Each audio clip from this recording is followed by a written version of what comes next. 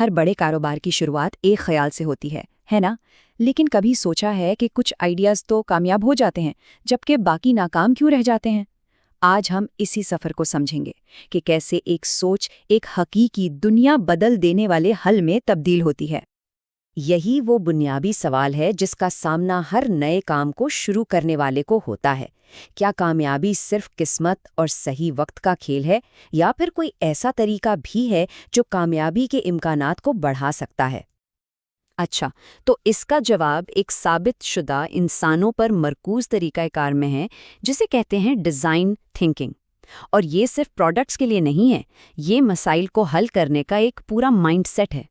ہمارا آخری مقصد ہے جدت طرازی، یعنی انوویشن، مطلب کچھ نیا اور بہتر بنانا۔ ڈیزائن تھنکنگ وہ راستہ ہے جو ہمیں اس منزل تک پہنچاتا ہے۔ یہ ایک طرح سے تخلیقی خیالات کو ٹھوس اور مفید حل میں بدلنے کا فن ہے۔ یہ تصویر اس پورے عمل کا ایک بہترین نقشہ ہے۔ یہ ایک پیچیدہ سفر کو 5 بالکل واضح مینیجبل سٹیجز میں تقسیم کرتی ہے۔ یہ ہمیں مسئلے سے لے کر حل تک کا سیدھا راستہ دکھاتی ہے۔ تو آئیے اب اس طاقتور 5 سٹیج پروسیس کو ایک ایک کر کے دیکھتے ہیں تاکہ یہ سمجھ سکیں کہ یہ عملی طور پر کیسے کام کرتا ہے۔ سب کچھ شروع ہوتا ہے ہمدردی سے، یعنی ایمپتھی۔ یہ پہلا اور سب سے اہم مرحلہ ہے۔ اس میں ٹیم ریسرچ کرتی ہے، لوگوں کو آبزرو کرتی ہے اور ان کے مسائل اور چیلنجز کو گہرائی سے سمجھنے کی کوشش کرتی ہے۔ مقصد یہ جاننا ہے کہ ان کے لیے واقعی کیا اہم ہے۔ اس کے بعد آتا ہے دوسرا مرحلہ، تعریف یعنی ڈیفائن۔ یہاں ٹیم اپنی تحقیق سے حاصل ہونے والی ساری معلومات کو اکٹھا کر کے اس بنیادی مسئلے کی صاف صاف نشاندہی کرتی ہے جسے حل کرنا ہے۔ مثال کے طور پر مسئلہ یہ ہو سکتا ہے کہ صارفین کو ایپ استعمال کرنا بہت مشکل لگ رہا ہے۔ جب مسئلہ واضح ہو جائے تو ہم آتے ہیں تیسرے مرحلے پر، خیال یعنی آئیڈیٹ۔ یہ تخلیقی صلاحیتوں کا مرحلہ ہے۔ یہاں ٹیم مسئلے کو حل کرنے کے لیے زیادہ سے زیادہ آئیڈیاز سوچتی ہے، بغیر کسی روک ٹوک کے۔ پھر آتا ہے چوتھا مرحلہ، پروٹوٹائپ۔ اس میں آئیڈیاز کو ایک ٹھوس شکل دی جاتی ہے۔ یہ کوئی بہترین فائنل پروڈکٹ نہیں ہوتی، بلکہ سستے چھوٹے پیمانے کے ورژن ہوتے ہیں تاکہ آئیڈیاز کو ٹیسٹ کیا جا سکے۔ اور یہ بات پروٹوٹائپنگ کے مقصد کو بالکل واضح کرتی ہے۔ مقصد کوئی شاہکار بنانا نہیں، بلکہ تیزی سے سیکھنا ہے۔ ان چھوٹے تجربات کے ذریعے ٹیم یہ پتہ لگاتی ہے کہ کون سا حل مسئلے کو سب سے بہترین طریقے سے حل کرتا ہے۔ اور آخر میں ہے 5واں مرحلہ، ٹیسٹ۔ یہاں ٹیم اصلی صارفین سے پروٹوٹائپس پر فیڈ بیک لیتی ہے۔ یہ آخری مرحلہ لگتا ہے، لیکن اصل میں یہ ایک سائیکل کی طرح ہے۔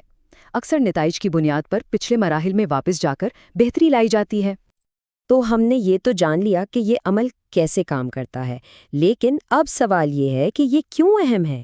اس سوچ کو اپنانے کے اصل فائدے کیا ہیں؟ فائدے بالکل واضح ہیں۔ یہ عمل کاروباری افراد کو مسائل سے منظم طریقے سے نمٹنے، تخلیقی طور پر سوچنے اور صارفین کو ڈیزائن کے مرکز میں رکھنے کا درس دیتا ہے۔ اس سے ٹیم ورک بھی بہتر ہوتا ہے اور آئیڈیاز پر تیزی سے کام کرنے کی اجازت ملتی ہے، جس سے بہترین حل جلد مل جاتا ہے۔ لیکن اس طریقہ کار کی اصل طاقت صرف ایک نئی ایپ یا کوئی گیجٹ بنانے تک محدود نہیں ہے۔ اس کا دائرہ کار اس سے کئی زیادہ وسیع ہے۔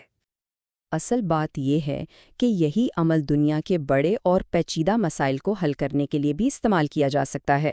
یہ ایک ایسا فریم ورک ہے جو کسی بھی چیلنج پر لاگو ہو سکتا ہے، چاہے وہ کتنا ہی بڑا کیوں نہ ہو۔ اور یہ صرف تھیوری نہیں ہے۔ اس سوچ کو ناخواندگی سے لے کر موسمیاتی تبدیلی تک کے مسائل پر لاگو کیا جا سکتا ہے۔ نوکریاں پیدا کرنے سے لے کر تعلیم تک، رسائی فراہم کرنے تک، کاروباری افراد مثبت عالمی تبدیلی لانے کے لیے ان مہارتوں کو استعمال کر سکتے ہیں۔ اور یہ ہمیں واپس وہیں لے آتا ہے جہاں سے ہم نے بات شروع کی تھی۔